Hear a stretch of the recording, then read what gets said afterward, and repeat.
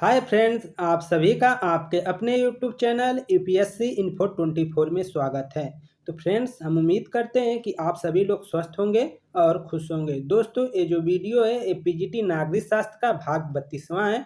तो अगर आप टीजीटी, पीजीटी और एलटी ग्रेड की तैयारी कर रहे हैं, साथ में नवोदय का, तो ये वीडियो शायद आपके लिए है।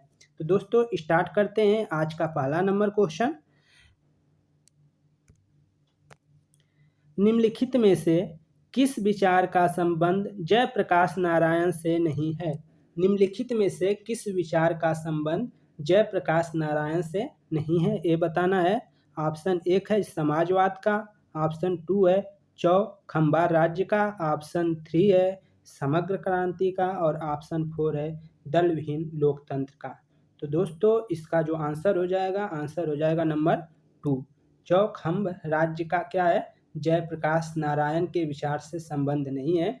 यह जो विचार है इसको राम मनोहर लोहिया ने दिया था। डॉक्टर राम मनोहर लोहिया ने चौखंबा राज्य का जो विचार है उन्होंने प्रतिपादित किया था।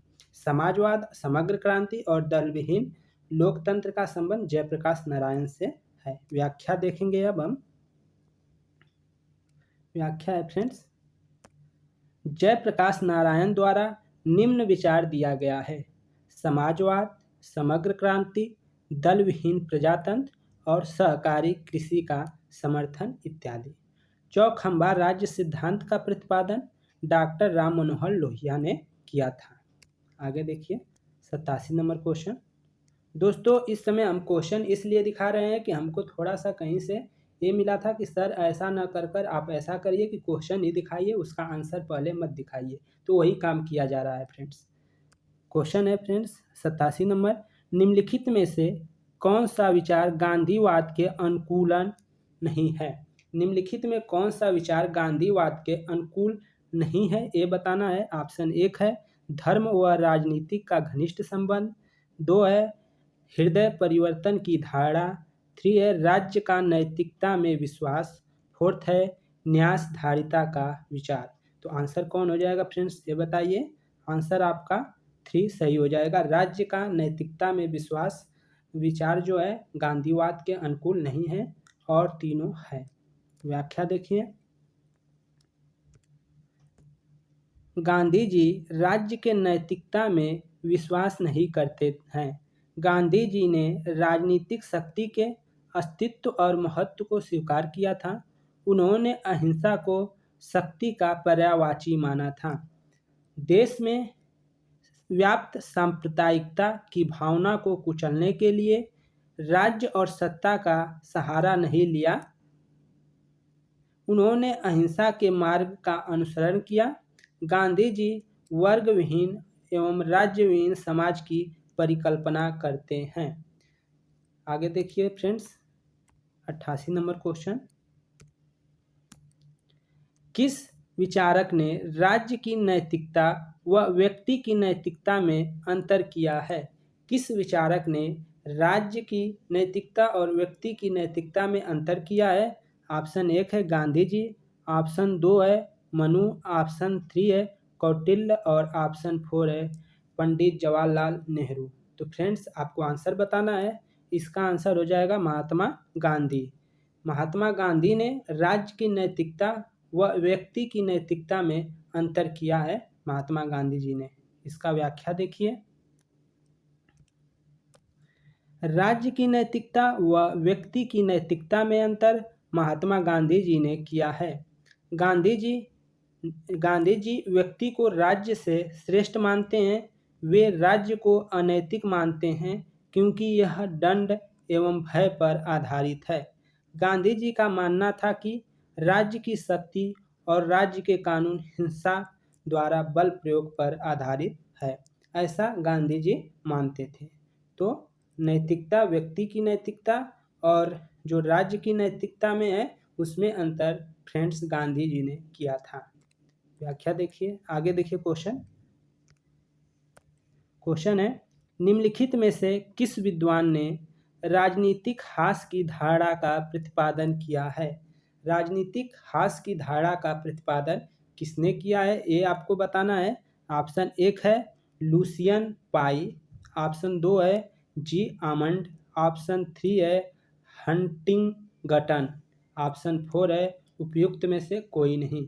तो आंसर जो हो जाएगा दोस्तों, आंसर हो जाएगा आपका 3 नंबर, क्वेश्चन नंबर 3 आपका सही हो जाएगा। अरे क्वेश्चन जो 89 क्वेश्चन का 3 ऑप्शन सही हो जाएगा। किस विद्वान ने राजनीतिक हास की धारा का प्रतिपादन किया था? तो वो है हंटिंगटन ने। हंटिंगटन ने राजनीतिक हास का प्रतिपादन किया था। व्याख्या देखिए, राजनीतिक हास की अवधारणा एएसपी हंटिंगटन ने प्रस्तुत किया था। हंटिंगटन ने प्रस्तुत किया था राजनीतिक हास की अवधारणा का। उन्होंने राजनीतिक क्षय की विवेचना अपनी पुस्तक में की। उन्होंने उनके अनुसार राजनीतिक क्षय की कुछ निम्न स्थितियां होती है या है। उनके अनुसार राजनीतिक क्षय की कुछ विशेषता बताई गई है। वो क्या है? राजनीतिक अस्थायित्व, भ्रष्टाचार, सत्तावाद, हिंसा तथा संस्थात्मक पतन इत्यादि उन्होंने बताया है। आगे देखिए, 90 नंबर क्वेश्चन है, किस विचारक के अनुसार धर्म एक अफीम की तरह है? किस विचारक के अनुसार धर्म एक अफीम की तरह है, ये बताना है। ऑप्शन है Karl Marx, Mahatma Gandhi, Lenin, Laski. तो फ्रेंड्स ऑप्शन क्या, आंसर क्या हो जाएगा 90 का? आंसर हो जाएगा 1 number, Karl Marx. Karl Marx के अनुसार धर्म एक अफीम की तरह है। ठीक है, कार्ल मार्क्स के अनुसार धर्म एक अफीम की तरह है। व्याख्या देखिए, कार्ल मार्क्स कहता है कि धर्म एक अफीम की तरह है। ये क्वेश्चन बार बार पूछा गया है। अतः वह धर्म का विरोध करता है। साम्यवाद में धर्म का लोप हो जाएगा। नैतिकता अर्थ पर निर्भर होगी। निरपेक्ष नैतिकता का कोई स्थान नहीं है। नैतिकता परिस्थिति जन्य होगी। आगे देखिए, 51 नंबर क्वेश्चन है फ्रेंड्स, समाजवाद पूंजीवाद की अंतिम अवस्था है, यह कथन किसका है?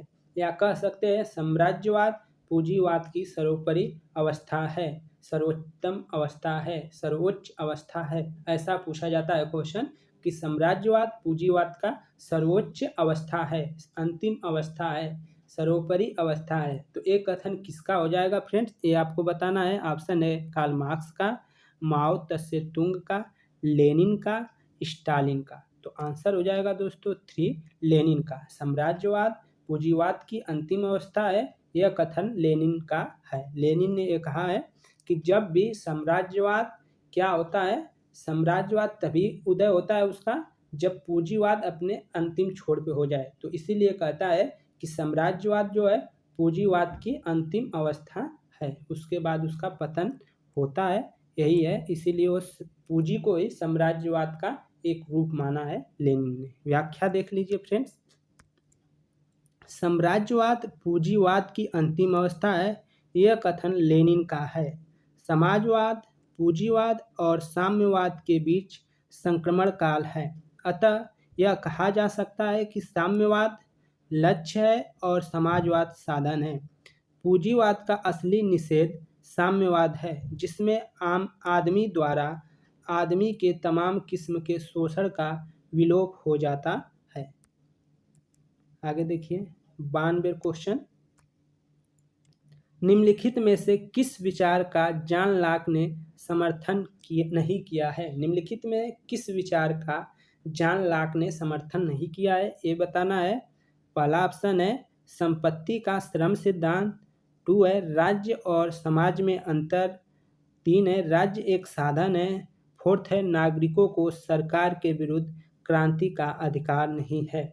तो निम्नलिखित में से किस विचार का जॉन लॉक ने समर्थन नहीं किया है? तो वो आंसर हो जाएगा 4th नंबर, नागरिकों को सरकार के विरुद्ध क्रांति का अधिकार नहीं है, इसका समर्थन जॉन लॉक ने नहीं किया है। व्याख्या देखिए फ्रेंड्स, जॉन लॉक ने नागरिकों को सरकार के विरुद्ध क्रांति का अधिकार नहीं है के विचार का समर्थन नहीं किया है। लॉक के विचारों की प्रमुख विशेषता निम्नवत है। वह क्या है? राज्य साधन और व्यक्ति साध्य है, ऐसा उनका मानना है। विवेकशील मानव कड़ी संकल्पना, व्यक्ति के अधिकारों का समर्थन किया गया है। संपत्ति के श्रम सिद्धांत का समर्थन किया गया है। राज्य और समाज में अंतर, उनकी ये विचारधारा है। आगे देखिए 93 क्वेश्चन। कार्ल मार्क्स की पुस्तक दास कैपिटल में मुख्यतः किस सिद्धांत का वर्णन किया गया है? दास कैपिटल में जो कार्ल मार्क्स की पुस्तक है उसमें किस सिद्धांत का वर्णन किया गया है ये बताना है। ऑप्शन 4 आपको दिख रहे हैं। पहला ऑप्शन है द्वंद्वात्मक भौतिकवाद का सिद्धांत, तीसरा है वर्ग संघर्ष का सिद्धांत, दूसरा था वर्ग संघर्ष का सिद्धांत, तीसरा था अतिरिक्त मूल्य का सिद्धांत, चौथा है राज्य के विकास का सिद्धांत। तो दोस्तों इसका जो आंसर हो जाएगा वो 3 हो जाएगा। अतिरिक्त मूल्य का सिद्धांत जो है वो कार्ल मार्क्स की पुस्तक दास कैपिटल के मतलब वर्णन किया गया है। कार्ल मार्क्स की जो पुस्तक है दास कैपिटल, उसमें अतिरिक्त मूल्य का सिद्धांत का वर्णन किया गया है। और इनके द्वारा एक कथन है, मजदूरों तुम एक हो जाओ। ठीक है, ये कार्ल मार्क्स का विचार था। ऑप्शन है 3। तो व्याख्या देखिए। 1867 में कार्ल मार्क्स की प्रसिद्ध पुस्तक दास कैपिटल का प्रकाशन हुआ। दास कैपिटल में मुख्यतः अतिरिक्त मूल्य के सिद्धांत का वर्णन किया गया है। कार्ल मार्क्स की इस पुस्तक में साम्यवाद के सभी सिद्धांतों के दर्शन होते हैं। इसमें निम्न सिद्धांत हैं, कौन कौन थे हैं? द्वंद्वात्मक भौतिकवाद की स्थापना, नंबर 2 है इतिहास की आर्थिक व्याख्या, 3 है अतिरिक्त मूल्य का सिद्धांत, वर्ग युद्ध, सर्वहारा वर्ग की तानाशाही, परिवार और धर्म का लोप, राज्य का अंत, वैज्ञानिक समाजवाद या साम्यवाद। तो दोस्तों ये सब जो है सिद्धांतों में, ये सिद्धांत आप नोट कर लीजिए, जो है पूरे के पूरे इनको आप नोट कर लीजिए कि इन्होंने कौन कौन सा सिद्धांत दिया है। इनकी जो एक विचारधारा है, नारा है कि मजदूरों तुम एक हो जाओ, तुमको पाने के लिए पूरा संसार है, खोने के लिए जंजीर के सिवा कुछ नहीं, ऐसा इन्होंने वक्तव्य दिया था। कथन इन्हीं का है। आगे देखिए 94 नंबर क्वेश्चन है, किस साम्यवादी विचारक ने जन क्रांति के विचार का प्रतिपादन किया है? जन क्रांति का विचार का प्रतिपादन किसने किया ये बताना है। ऑप्शन है माओ त्से तुंग, लेनिन, ग्रामसी, कार्ल मार्क्स।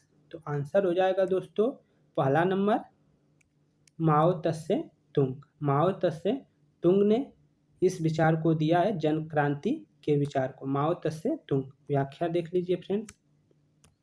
माओ त्से तुंग ने जन क्रांति के विचार का प्रतिपादन किया है। इनके अन्य विचार निम्न है: सांस्कृतिक क्रांति की अवधारणा, लोक युद्ध का सिद्धांत, अंत विरोधी का नियम, सशस्त्र क्रांति का सिद्धांत। इनका जो सिद्धांत है, अन्य विचार कौन कौन है? सांस्कृतिक क्रांति की अवधारणा, लोक युद्ध का सिद्धांत, अंतर विरोध का नियम, सशस्त्र क्रांति का सिद्धांत। ये किसने दिया है? तो ये सभी माओ त्से तुंग ने दिया है। जैसे जन क्रांति के विचार का प्रतिपादन भी इन्हीं के द्वारा किया गया था।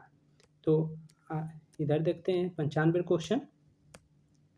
किस विद्वान ने राजनीति को मूल्यों के सत्तात्मक आवंटन के रूप में परिभाषित किया है? किस विद्वान ने राजनीति को मूल्यों के सत्तात्मक आवंटन के रूप में परिभाषित किया है ये बताना है। ऑप्शन 1 है हैरोल्ड लासवेल, ऑप्शन 2 है डेविड स्टन, ऑप्शन 3 है कैटलिन, ऑप्शन 4 है जी आमंड। तो आंसर कौन होगा दोस्तों 95 का ये बताइए। ऑप्शन आपका 2 सही हो जाएगा, डेविड स्टन। डेविड स्टन ने मूल्यों के सत्तात्मक आवंटन के रूप में परिभाषित किया है। व्याख्या देखिए। व्याख्या है, डेविड स्टन ने राजनीति को मूल्यों के सत्तात्मक आवंटन के रूप में परिभाषित किया है। इनके अनुसार राजनीतिक प्रणाली किसी समाज के अंदर उन अंतःक्रियाओं की प्रणाली को कहते हैं जिसके माध्यम से अनिवार्य आवंटन किए जाते हैं। स्टन ने राजनीति को क्या कहा है?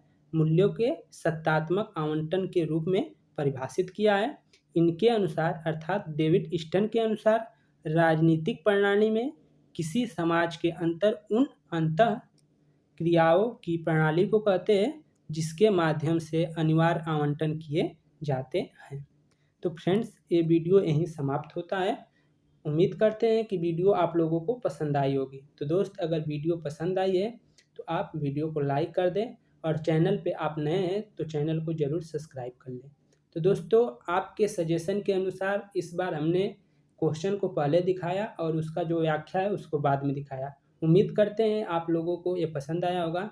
दोस्तों, और कोई सजेशन हो तो आप प्लीज़ शेयर करें, उसको ज़रूर फॉलो किया जाएगा। नमस्कार।